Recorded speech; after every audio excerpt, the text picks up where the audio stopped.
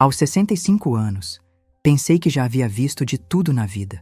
Mas quando ouvi aquelas palavras geladas saindo da boca da minha futura nora, senti meu mundo desabar. Ali, na sacristia da igreja, ela confessava friamente seus planos. Meu filho Daniel estava prestes a se casar com uma predadora, e eu era a única que sabia. Naquele momento, decidi que duas podiam jogar esse jogo. Meu nome é Marisa Silva, tenho 65 anos, e hoje ainda sinto um aperto no peito ao lembrar daquele dia. O dia do casamento do meu filho Daniel. O dia em que descobri que tipo de cobra havia entrado na minha família. Era um sábado de setembro, daqueles que Campos do Jordão nos presenteia no final do inverno. O ar estava fresquinho, com aquele cheiro de pinheiros que sempre me acalma, e o céu tinha uma cor azul que parecia pintado à mão. A igreja do Rosário estava decorada com lírios brancos e folhagens verdes, exatamente como Beatriz havia pedido. Tudo perfeito, tudo nos conformes, como sempre era quando ela organizava alguma coisa. Eu estava ali desde as 7 da manhã, verificando cada detalhe. As flores da entrada estavam alinhadas, as fitas nos bancos perfeitamente amarradas, o altar decorado com um arranjo que custou uma fortuna. Mas eu não me importava com o dinheiro. Era o casamento do meu Daniel, meu único filho. O homem que criei sozinha depois que meu marido Roberto morreu num acidente de carro há 18 anos. Daniel tinha apenas 14 anos quando perdeu o pai.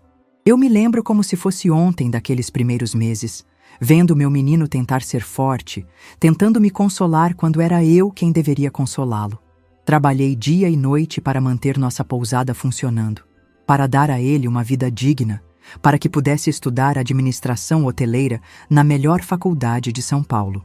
Cada sacrifício valeu a pena quando vi o orgulho nos olhos dele ao se formar, quando assumiu a gestão da pousada comigo, quando se tornou o homem íntegro que seu pai teria ficado orgulhoso de conhecer. E agora, aos 32 anos, Daniel estava se casando com Beatriz Almeida, uma economista de 29 anos que conheceu numa feira de turismo. Ela era bonita, não posso negar.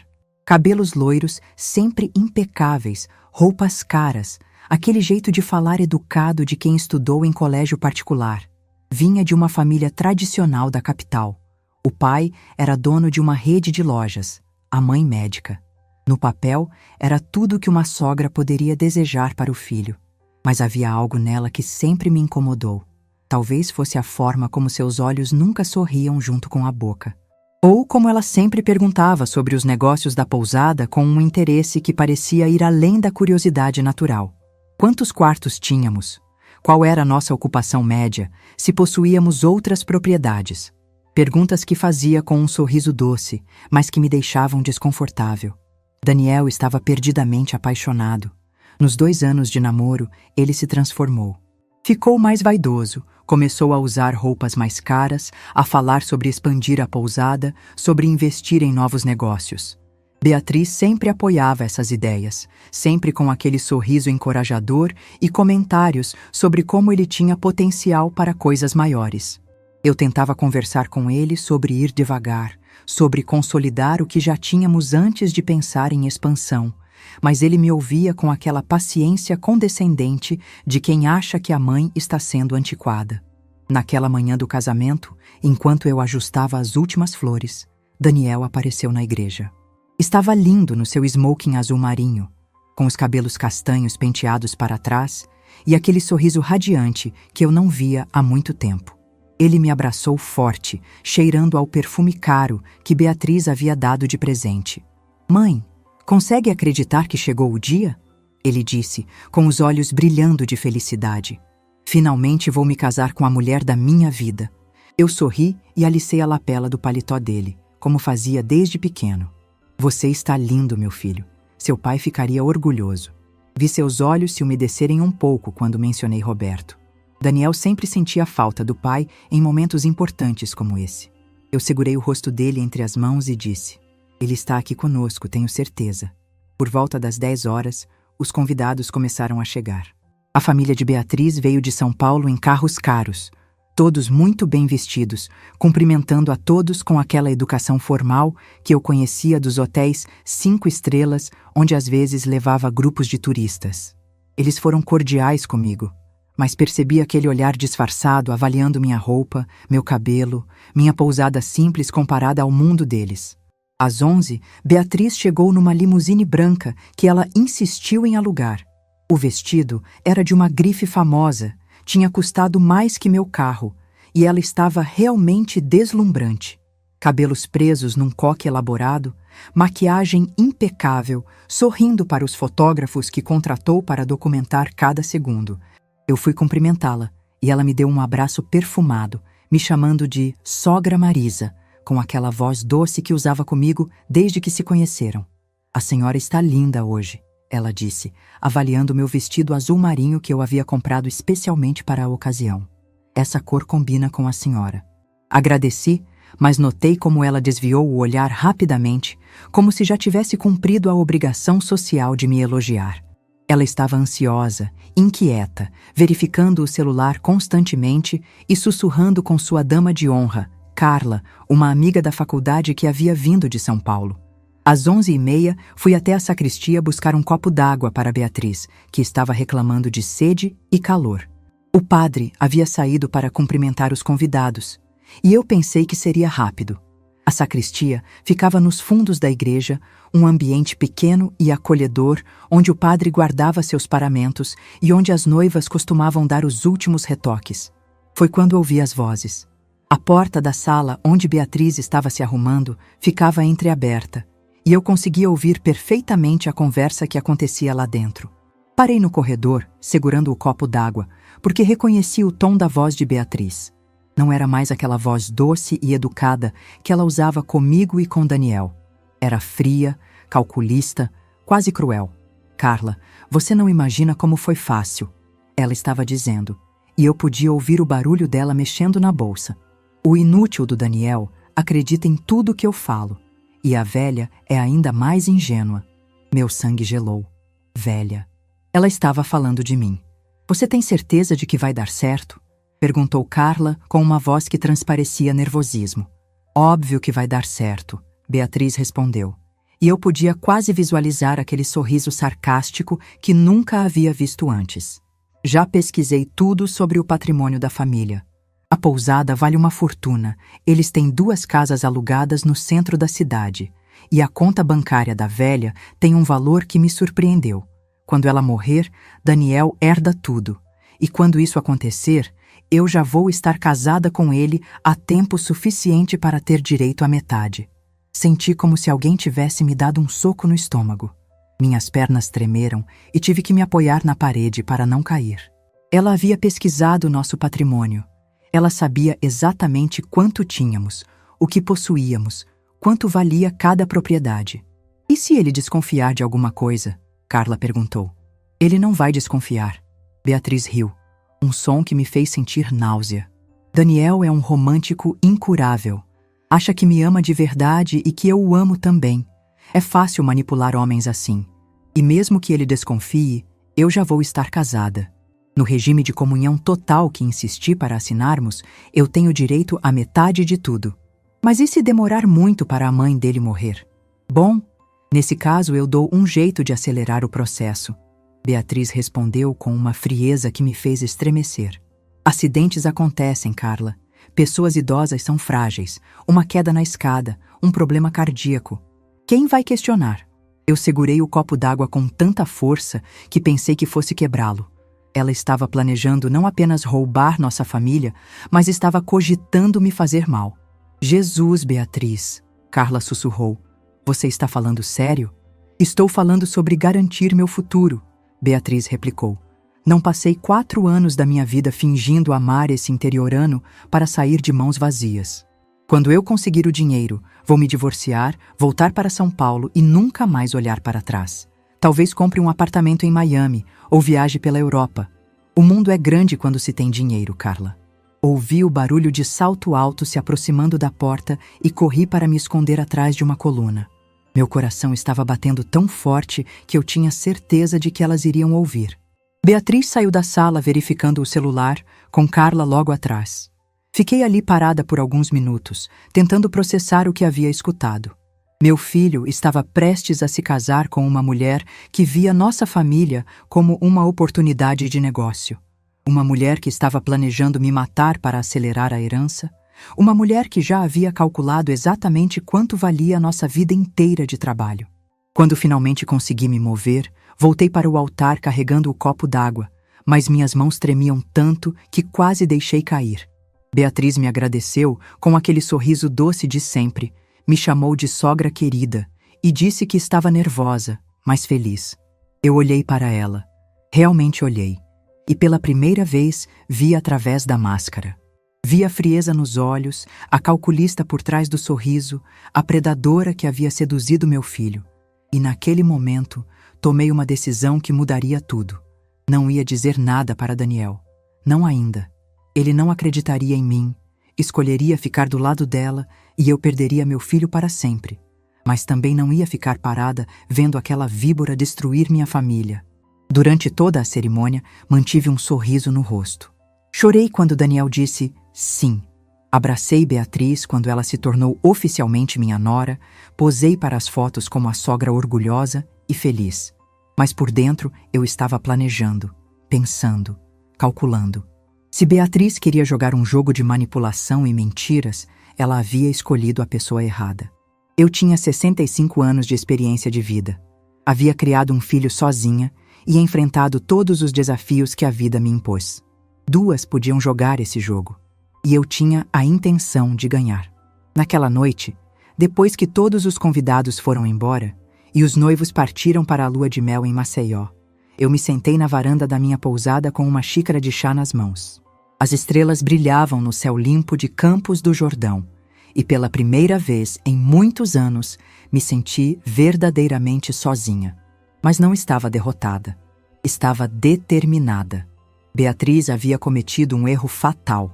Ela havia subestimado uma mãe disposta a proteger seu filho. E isso, eu sabia, seria sua perdição. Os 15 dias que Daniel e Beatriz passaram em lua de mel foram os mais intensos da minha vida. Não porque eu estava com saudade deles, mas porque usei cada minuto desse tempo para pesquisar, planejar e me preparar para a guerra que estava por vir. Ninguém havia me ensinado como investigar a vida de uma pessoa, mas descobri que a internet é uma ferramenta poderosa quando você sabe o que procurar. Beatriz Almeida não era um nome tão comum assim, e sua família tradicional de São Paulo deixava rastros por toda parte. Redes sociais, reportagens sociais, registros universitários, tudo estava lá, esperando para ser descoberto. O que encontrei me fez sentir ainda mais náusea. Beatriz havia se formado em economia há 7 anos, mas nunca havia trabalhado efetivamente na área. Tinha passagens por várias empresas, sempre em cargos administrativos, sempre saindo depois de poucos meses. Mas o mais interessante eram as fotos nas redes sociais.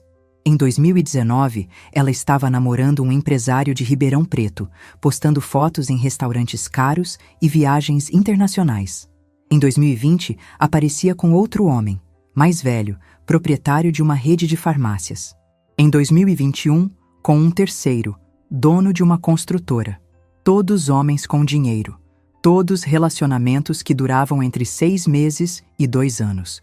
E todos terminavam abruptamente, sem explicação nas redes sociais dela. Procurei mais fundo e encontrei o que estava procurando: processos judiciais. Beatriz havia sido ré em 3 ações de reparação de danos. Um dos ex-namorados a acusava de ter roubado dinheiro da conta da empresa dele. Outro alegava que ela havia falsificado documentos para conseguir um empréstimo em nome dele. O terceiro processo ainda estava em andamento, acusando-a de estelionato. Imprimi tudo. Cada foto, cada documento, cada processo. Organizei tudo numa pasta que escondi no cofre da pousada, junto com as escrituras das propriedades e outros documentos importantes. Eu sabia que ia precisar de cada prova quando chegasse a hora de revelar quem Beatriz realmente era. Mas primeiro, precisava proteger nosso patrimônio. Na segunda semana, fui até São Paulo consultar o doutor Eduardo Mendes, um advogado especialista em direito de família que um amigo hoteleiro havia me recomendado. Seu escritório ficava na Faria Lima, num prédio espelhado que me intimidou logo de cara. Mas Dr. Eduardo era um homem simples, na casa dos 50 anos, que me recebeu com o carinho de quem entende as preocupações de uma mãe. Contei a ele tudo o que havia descoberto sobre Beatriz. Mostrei os documentos que havia coletado, expliquei sobre a conversa que escutei na igreja. Ele me ouviu em silêncio, tomando notas, franzindo a testa quando eu relatei as ameaças veladas contra minha vida. Dona Marisa, ele disse quando terminei, a senhora está numa situação delicada. Legalmente, não podemos fazer nada baseado apenas numa conversa que a senhora ouviu, mas podemos nos preparar para proteger o patrimônio da família. Dr. Eduardo me explicou que havia várias formas de proteger os bens. Podíamos criar uma holding familiar, transferir as propriedades para pessoas jurídicas, alterar o regime de casamento através de pacto antinupcial tardio. Mas tudo precisava ser feito com muito cuidado para não levantar suspeitas. O ideal seria que seu filho concordasse com essas mudanças, ele disse. Mas imagino que ele não vai aceitar facilmente. Eu balancei a cabeça. Daniel estava cego de amor. Jamais acreditaria que sua esposa perfeita pudesse ter segundas intenções. Então vamos fazer diferente, Dr. Eduardo propôs. Vamos criar uma situação onde ela mesma se entregue. Vamos dar corda para ela se enforcar. Foi assim que nasceu meu plano. Primeiro, comecei a espalhar pistas de que estava com problemas financeiros. Marquei consultas médicas caras em São Paulo, sempre comentando em casa sobre os gastos com a saúde. Inventei uma história sobre investimentos ruins que haviam dado prejuízo. Comecei a falar sobre a necessidade de vender uma das casas alugadas para cobrir despesas. Segundo, comecei a demonstrar sinais de confusão mental. Esquecia nomes de hóspedes antigos, repetia a mesma história 2 vezes na mesma conversa, deixava panelas no fogo. Nada muito óbvio, apenas o suficiente para plantar a ideia de que eu estava ficando senil. Terceiro, e mais importante, comecei a transferir discretamente nossos bens para uma empresa que Dr. Eduardo criou especificamente para isso. Oficialmente, eu estava vendendo tudo para cobrir dívidas médicas. Na realidade, estava apenas mudando a titularidade para me proteger. Daniel e Beatriz voltaram da lua de mel numa quinta-feira chuvosa. Eles estavam bronzeados, sorridentes, cheios de presentes e histórias de Maceió. Beatriz me abraçou com aquela efusividade falsa de sempre, me chamando de sogra querida e me entregando uma bolsa artesanal que havia comprado especialmente para mim. Sogra Marisa, a senhora fez tanta falta, ela disse, beijando meu rosto. Não via a hora de voltar para casa. Casa. A palavra soou estranha na boca dela. Mas eu sorri e agradeci o presente. Perguntei sobre a viagem, fingi interesse nas fotos que eles mostraram no celular. Naquela mesma noite, durante o jantar, comecei a implementar a primeira fase do plano. Filhos, eu disse, servindo a sobremesa. Preciso conversar com vocês sobre uma coisa importante. Daniel me olhou preocupado. O que foi, mãe? Aconteceu alguma coisa enquanto estávamos fora? Não exatamente, eu respondi, fazendo questão de parecer constrangida. É que tive umas consultas médicas em São Paulo na semana passada. Alguns exames que o Dr. Carvalho pediu. Beatriz se inclinou para a frente, com aquela expressão de preocupação que eu já sabia ser falsa.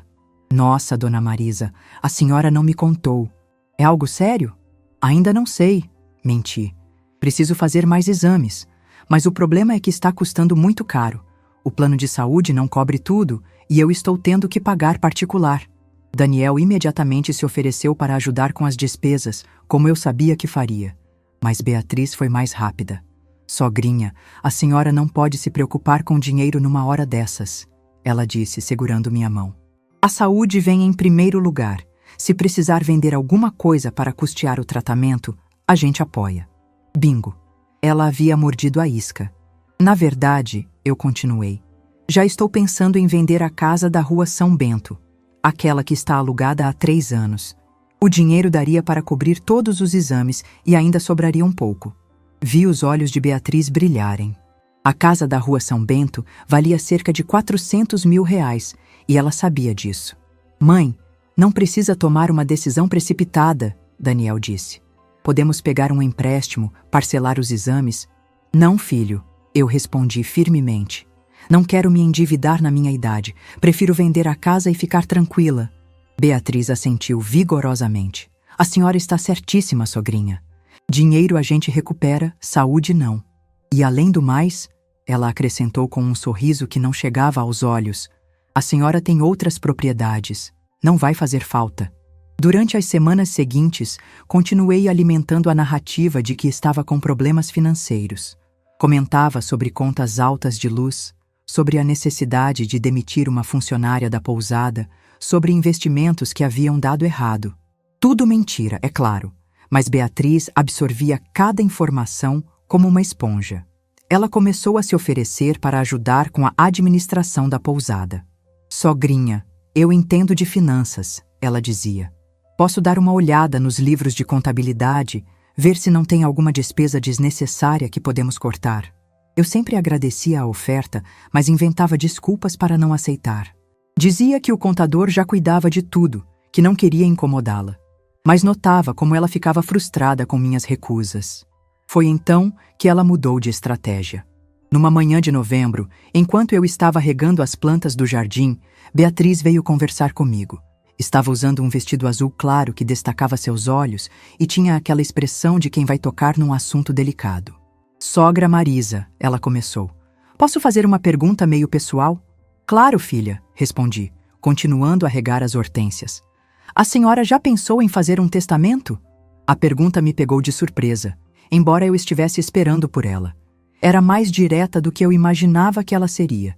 Testamento, repeti, como se fosse a primeira vez que pensava no assunto. É que, bem, depois desses problemas de saúde, eu fiquei pensando. Ela continuou, sentando-se no banco do jardim. A senhora tem um patrimônio considerável e seria importante deixar tudo organizado, para não dar problema para o Daniel depois. Claro, para não dar problema para o Daniel. E principalmente para ela. Você tem razão, eu disse, fingindo que a ideia estava me iluminando pela primeira vez. Nunca pensei nisso, mas realmente deveria organizar essas coisas. Posso indicar um advogado muito bom. Beatriz se ofereceu imediatamente. Um amigo da família. Ele poderia vir aqui mesmo, para não dar trabalho para a senhora. Que gentileza sua, filha, eu respondi. Mas já tenho um advogado de confiança em São Paulo. O Dr. Eduardo, que cuida dos assuntos da pousada há anos. Vi uma sombra de frustração passar pelo rosto dela, mas ela disfarçou rapidamente. Ah, claro, que bom que a senhora já tem alguém de confiança, ela disse. Mas não demore muito para resolver isso, tá? A gente nunca sabe o que pode acontecer. A ameaça estava clara, mesmo disfarçada de preocupação. Naquela tarde, liguei para Dr. Eduardo e contei sobre a conversa. Ele riu do outro lado da linha. Ela está com pressa, ele disse. Isso é bom para nós. Pessoas ansiosas cometem erros. O que faço agora? Perguntei. Continue fingindo que está com problemas financeiros e comece a demonstrar mais sinais de confusão mental. Vamos fazer ela acreditar que a senhora está perdendo a capacidade de tomar decisões. Quando ela estiver convencida disso, vai tentar agir. E foi exatamente isso que fiz. Comecei a deixar a televisão ligada no mesmo canal o dia inteiro. Esquecia de desligar o fogão depois de cozinhar. Repetia perguntas que já havia feito 5 minutos antes. Misturava nomes de pessoas, confundia datas, demonstrava dificuldade para lembrar onde havia guardado objetos. Daniel ficou preocupado. Mãe, acho que a senhora deveria fazer uns exames neurológicos, ele disse numa conversa particular. Exames para quê, filho? Respondi, fingindo confusão. Eu estou bem. É que a senhora anda meio esquecida ultimamente. Esquecida? Eu não estou esquecida, protestei. Vocês que ficam inventando coisas. Beatriz, por outro lado, parecia cada vez mais interessada nas minhas confusões. Sempre que eu demonstrava algum lapso de memória, ela estava ali para testemunhar. Começou a comentar com Daniel sobre meu estado, sempre com aquela preocupação falsa. Amor, sua mãe realmente não está bem, eu a ouvi dizendo para ele numa noite. Hoje ela me perguntou 3 vezes se eu já havia almoçado, e ontem esqueceu meu nome. Talvez seja só o estresse dos exames médicos, Daniel respondeu, tentando minimizar. Pode ser, Beatriz concordou. Mas acho que a gente devia ficar de olho. E talvez ajudar ela a tomar algumas decisões importantes antes que seja tarde demais. Antes que fosse tarde demais. Ela estava praticamente confessando seus planos. Uma manhã de dezembro, 3 meses depois do casamento, Beatriz bateu na porta do meu quarto bem cedo. Eu estava tomando café da manhã na cama, lendo o jornal, quando ela entrou com aquela expressão de quem tinha algo importante para dizer. "Sogra, posso conversar com a senhora?" "Claro, querida", respondi, dobrando o jornal. Ela se sentou na beirada da cama e segurou minha mão. "Eu estava conversando com o Daniel ontem à noite e nós estamos preocupados com a senhora." "Preocupados por quê?" "A senhora anda muito esquecida, muito confusa. E depois desses problemas de saúde, nós achamos que talvez fosse melhor se alguém ajudasse a senhora a cuidar das finanças e dos negócios da pousada." Aqui estava, a jogada que eu estava esperando. "Ajudar como?" perguntei, fingindo não entender. "Bem, eu poderia assumir parte da administração, cuidar das contas, dos fornecedores, essas coisas, só para aliviar a pressão sobre a senhora. Mas eu sempre cuidei de tudo sozinha", protestei fracamente. "Eu sei, sogrinha, e a senhora sempre fez um trabalho maravilhoso, mas agora é hora de descansar um pouco, deixar a família cuidar da senhora." Família, como se ela fosse família de verdade. "Deixa eu pensar sobre isso", eu disse. "Claro, não precisa decidir agora, mas seria bom se a senhora assinasse uma procuração só para casos de emergência. Se acontecer alguma coisa e a senhora não puder tomar decisões..." "Que tipo de emergência?" "Sei lá, se a senhora ficar internada ou se tiver algum problema mais sério de saúde. Alguém precisa poder movimentar as contas, pagar as contas da pousada, essas coisas." Eu fingi considerar a proposta. "Faz sentido", murmurei. "Talvez seja uma boa ideia mesmo." O sorriso que brotou no rosto de Beatriz foi genuíno pela primeira vez desde que a conheci. Não era mais aquele sorriso doce e falso que ela usava comigo. Era o sorriso de uma predadora que acabava de ver sua presa cair na armadilha. "Que bom que a senhora concorda", ela disse. "Posso providenciar os papéis?" "Pode sim, filha. Confio em você." Quando ela saiu do quarto, quase correndo de tanta ansiedade, eu me permiti sorrir também. Ela havia mordido a isca com tanta força que quase engoliu o anzol inteiro. Agora era só uma questão de tempo até ela se revelar completamente. E quando isso acontecesse, eu estaria pronta. A procuração chegou numa terça-feira ensolarada de janeiro.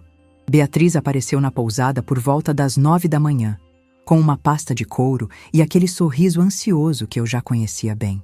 "Sogrinha, trouxe os papéis que conversamos", ela disse, beijando meu rosto com pressa. "É bem simples. Só precisa assinar aqui e aqui." Eu estava preparando café para os hóspedes e propositalmente fingi confusão. "Que papéis, filha? Não me lembro." Vi irritação passar pelos olhos dela antes de disfarçar.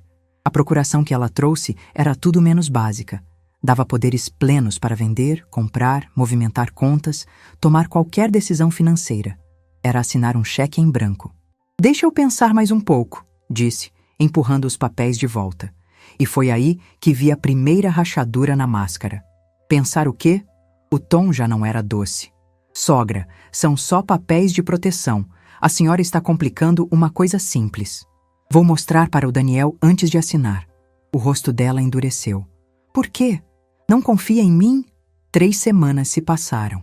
Beatriz voltava ao assunto da procuração quase diariamente, cada vez menos sutil, mais impaciente. Começou a fazer comentários sobre minha condição mental na frente dos funcionários. "A sogra anda meio confusa", ouvi ela dizendo para Carmen, nossa camareira. "Ontem esqueceu de trancar a porta da frente." Mentira. Eu sempre trancava a porta. O estopim foi numa sexta-feira. Beatriz apareceu no meu escritório sem bater, me encontrou fingindo dificuldade com o computador. "Sogrinha", ela disse, mas não havia doçura na voz. "Ainda pensando naquela procuração?" "Ainda pensando, filha. Porque quanto mais a senhora demora, mais difícil fica para todos nós." Havia ameaça velada naquelas palavras. "Como assim?" "Às vezes, as oportunidades passam. E depois, a gente se arrepende de não ter agido quando podia." Naquela mesma noite, durante o jantar, ela cometeu o erro que eu estava esperando. "Daniel", disse, colocando a mão sobre a dele, "talvez seja melhor conversarmos sobre internar sua mãe numa casa de repouso. Ela não está mais em condições de administrar uma pousada." O silêncio foi ensurdecedor. Daniel tirou a mão devagar, processando o que acabara de ouvir. Internar minha mãe? É só uma sugestão. Ela tentou voltar atrás. Para o bem dela. Minha mãe tem 65 anos e está perfeitamente lúcida, Daniel disse com firmeza que me encheu de orgulho. Não vou interná-la em lugar nenhum. Mas o estrago estava feito. Pela primeira vez, Daniel havia visto um vislumbre da verdadeira Beatriz. Depois do jantar, quando ela subiu, Daniel ficou comigo na cozinha. Mãe, a Beatriz nunca havia mencionado casa de repouso antes. Cada um tem sua forma de demonstrar preocupação, disse, plantando a semente de dúvida. Ela vem de uma família que resolve as coisas diferente da nossa. Naquela noite, ouvi vozes alteradas do quarto deles. Beatriz estava brava, Daniel questionando. Minha estratégia funcionava. Nos dias seguintes, a atmosfera mudou completamente. Beatriz mantinha aparências durante o dia, mas eu sentia a irritação crescendo. E então veio a confirmação do que eu suspeitava. Na segunda-feira seguinte, enquanto eu fingia cochilar na varanda, ouvi Beatriz ao telefone no jardim.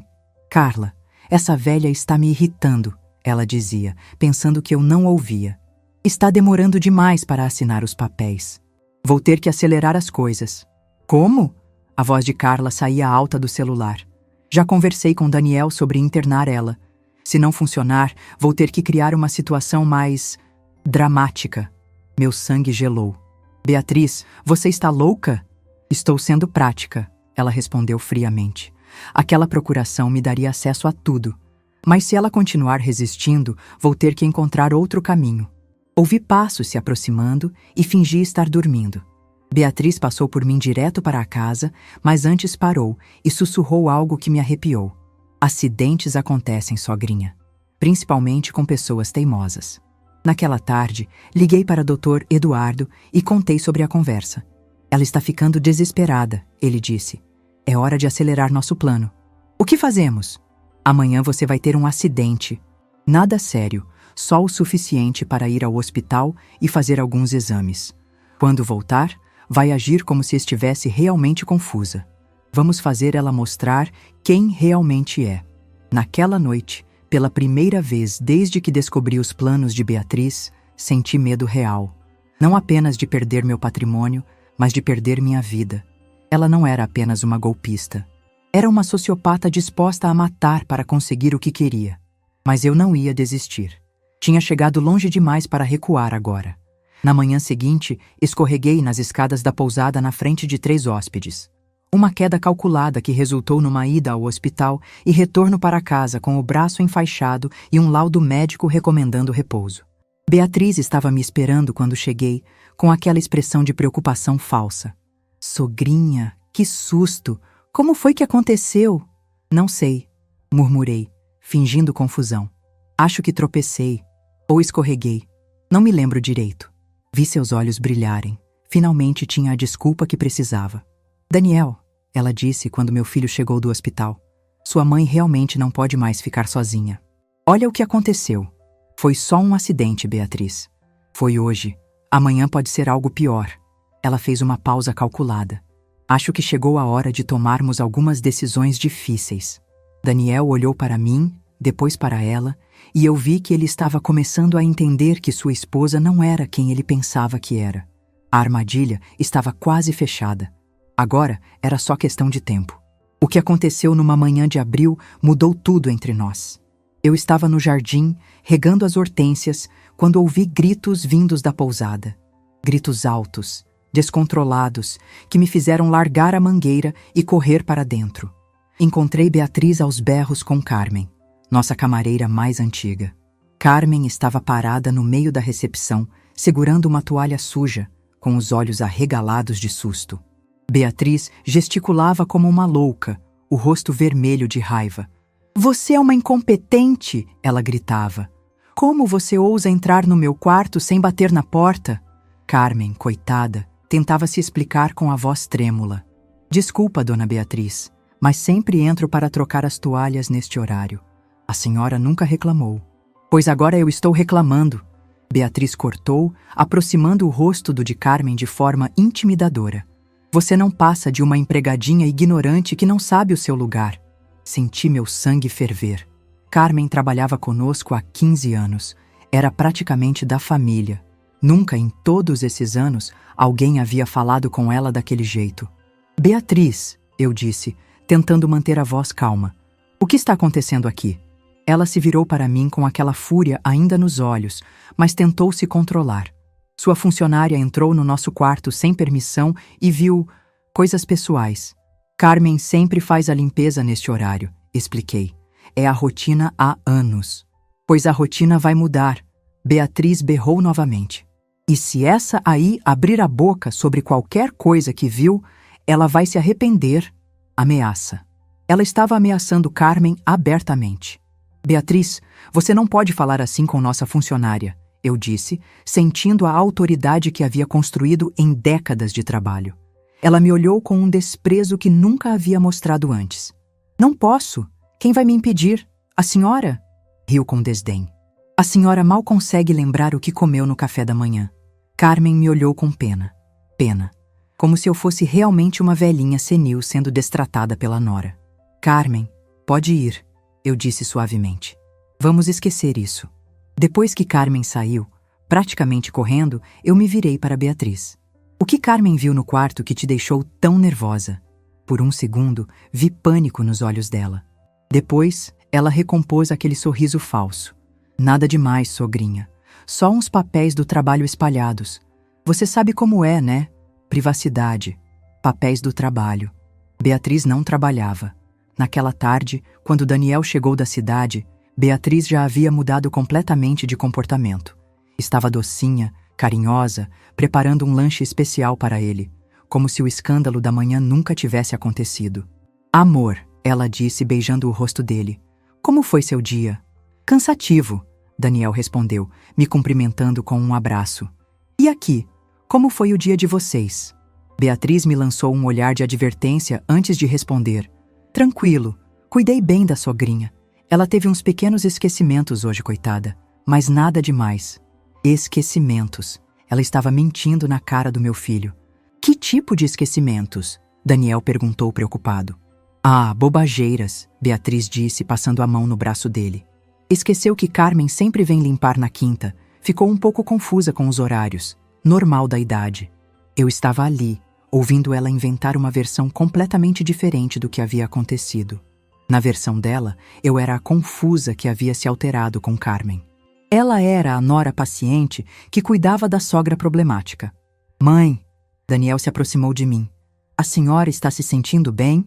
Olhei para Beatriz, que sorria com aquela expressão de quem estava ganhando o jogo. Se eu contasse a verdade, pareceria que estava inventando histórias.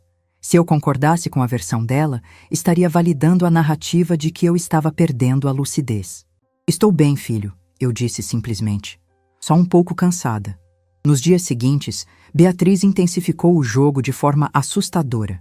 Começou a mover objetos de lugar e depois perguntava onde eu havia guardado. Trocava compromissos de horário e dizia que eu havia confundido. Mudava a temperatura do ar-condicionado e depois comentava que eu estava tendo ondas de calor. O pior era como ela fazia isso na frente de Daniel, sempre com aquela preocupação falsa. Daniel, sua mãe guardou as chaves do escritório em lugar errado de novo. Ela dizia, balançando a cabeça com pena. Encontrei na geladeira. Ela havia colocado as chaves na geladeira. Eu tinha certeza. Mas como provar? Amor, acho que sua mãe precisa de uma avaliação médica. Ela sugeria sempre que Daniel ficava preocupado. Esses lapsos estão ficando mais frequentes. Foi quando percebi que Beatriz não estava apenas tentando me fazer assinar uma procuração. Ela estava tentando me fazer parecer louca. A situação chegou ao limite numa noite de sexta-feira. Eu havia preparado um jantar especial para receber uns amigos antigos de Daniel, pessoas que não víamos há anos. Havia passado o dia todo cozinhando, preparando a mesa, organizando tudo. Quando os convidados chegaram, Beatriz desceu usando um vestido que eu nunca havia visto. Caro, elegante, completamente inadequado para um jantar caseiro. Ela se apresentou como a nova dona da casa e começou a contar histórias sobre minha condição. A coitada da sogra anda muito confusa, ela dizia para nossos convidados, falando de mim como se eu não estivesse ali. Ontem tentou ligar o micro-ondas com uma escova de dente dentro. Mentira. Isso nunca aconteceu. E semana passada ela se perdeu indo para o supermercado. Beatriz continuou. Ficou 2 horas rodando pela cidade. Outra mentira. Eu não havia saído de casa semana passada. Mas nossos amigos acreditavam. Vi nos olhos deles aquela mistura de pena e desconforto de quem está presenciando algo constrangedor. Eles me olhavam como uma velhinha que precisava ser cuidada. Daniel estava sentado do meu lado e eu podia sentir a tensão emanando dele. Ele sabia que as histórias não batiam, mas Beatriz contava com tanta naturalidade, com tantos detalhes convincentes. Na verdade, uma das amigas disse, dirigindo-se diretamente para Beatriz, que bom que o Daniel tem você para cuidar da Marisa. Deve ser muito difícil. É uma responsabilidade grande, Beatriz suspirou dramaticamente. Mas família é família, né? Vou cuidar dela até o fim. Até o fim. As palavras soaram como uma sentença de morte. Depois que os convidados foram embora, Daniel me procurou na cozinha. Eu estava lavando a louça, tentando processar a humilhação que havia passado. Mãe, ele disse baixinho, essas coisas que a Beatriz contou, elas realmente aconteceram? Era o momento da verdade. Eu podia desmascarar Beatriz ali mesmo, contar sobre todas as mentiras, todas as manipulações. Mas olhei para meu filho e vi algo que me partiu o coração. Dúvida. Ele estava duvidando de mim. Depois de 32 anos sendo sua mãe, depois de tudo que construímos juntos, as mentiras de uma mulher que ele conhecia há apenas 4 anos estavam plantando dúvidas sobre minha sanidade mental. Não me lembro de nada disso, eu disse honestamente. Daniel ficou em silêncio, processando minha resposta. Sei que ele interpretou minha falta de memória como confirmação dos esquecimentos, não como prova de que eram mentiras. Naquela noite, deitada na cama, entendi que Beatriz havia conseguido algo muito pior do que eu imaginava. Ela não estava apenas me isolando do patrimônio, estava me isolando do meu próprio filho.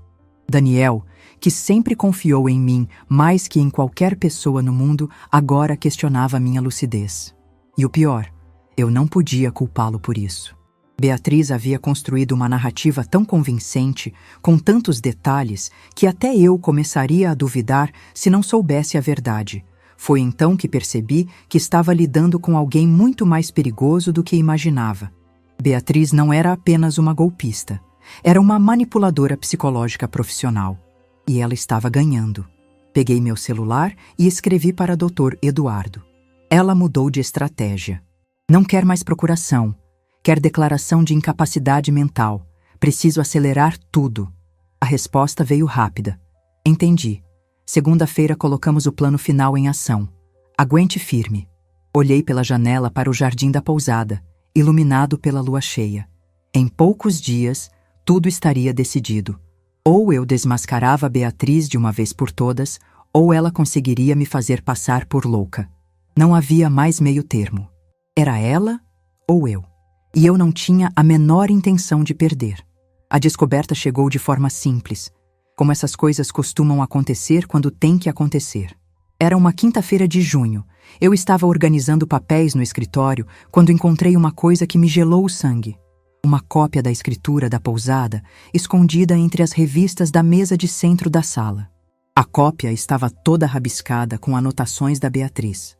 Valores de mercado, contatos de imobiliárias, até um rascunho de anúncio para venda. Ela havia pesquisado tudo, quanto valia cada propriedade, como fazer a transferência até o valor dos móveis antigos.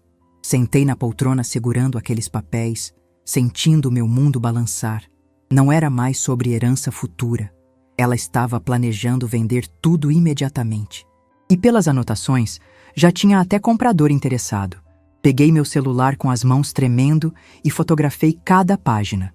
Depois, guardei tudo exatamente onde estava. Minha cabeça fervilhava, mas eu sabia que precisava manter a calma. Precipitação agora arruinaria tudo. Nos dias seguintes, comecei a notar coisas que antes passavam despercebidas. Beatriz ficava muito tempo ao telefone, sempre sussurrando, sempre desligando quando alguém se aproximava. Começou a sair sozinha, alegando compromissos vagos. Vou encontrar uma amiga. Preciso resolver umas coisas na cidade. Daniel também notou a mudança no comportamento dela. Numa manhã de sábado, enquanto tomávamos café juntos na varanda, ele comentou: Mãe, a Beatriz anda muito estranha ultimamente. Nervosa, impaciente. Ontem ela quase brigou comigo porque eu perguntei com quem ela havia falado ao telefone. Meu coração acelerou. Era a abertura que eu estava esperando há meses. Estranha como? Perguntei, fingindo desinteresse casual. Sei lá. Diferente. Como se tivesse algo na cabeça que eu não posso saber. Daniel mexeu o café pensativo. E ela vive perguntando sobre suas propriedades, mãe. Quer saber valores, documentação, essas coisas. Por que será? Murmurei. Disse que é curiosidade, que quer entender melhor os negócios da família. Mas parece mais que ela está calculando alguma coisa. Calculando. Daniel estava começando a desconfiar por conta própria. A situação explodiu numa terça-feira à noite. Eu estava na cozinha preparando chá quando ouvi uma discussão no quarto deles. Vozes alteradas, Beatriz visivelmente irritada, Daniel tentando acalmá-la. Não aguento mais fingir, ouvi ela gritar. Essa encenação toda está me deixando louca. Que encenação? Daniel perguntou confuso. Nada, esquece. Não, Beatriz. Que encenação? Houve um silêncio longo. Depois, ouvi a voz dela, mais baixa, mas ainda alterada. Cansei de ter que aturar sua mãe. Cansei de ter que fingir que me importo com ela, com essa pousada, com essa vida. Meu sangue gelou. Daniel estava descobrindo quem ela realmente era, e eu nem precisava fazer nada. Você está falando sério? A voz dele estava diferente, descrente. Estou falando que merecia coisa melhor que isso aqui. Que podia estar em São Paulo, numa vida de verdade, não cuidando de velha doente em cidade do interior. Velha doente. Eu, que havia sustentado nossa família sozinha por décadas. Beatriz, você está falando da minha mãe. Estou falando da realidade, Daniel. Sua mãe não vai durar para sempre. E quando ela morrer, você vai herdar tudo isso. Aí sim vamos poder viver direito. O silêncio que se seguiu foi ensurdecedor. Depois ouvi passos pesados, a porta se abrindo e fechando. Daniel havia saído do quarto. Fingi estar dormindo quando ele passou para a cozinha, mas pude vê-lo pela fresta da porta.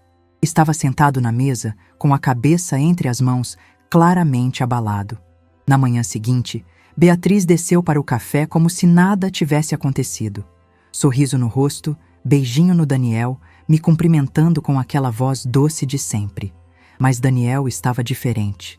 Respondia com monossílabos, evitava o olhar dela.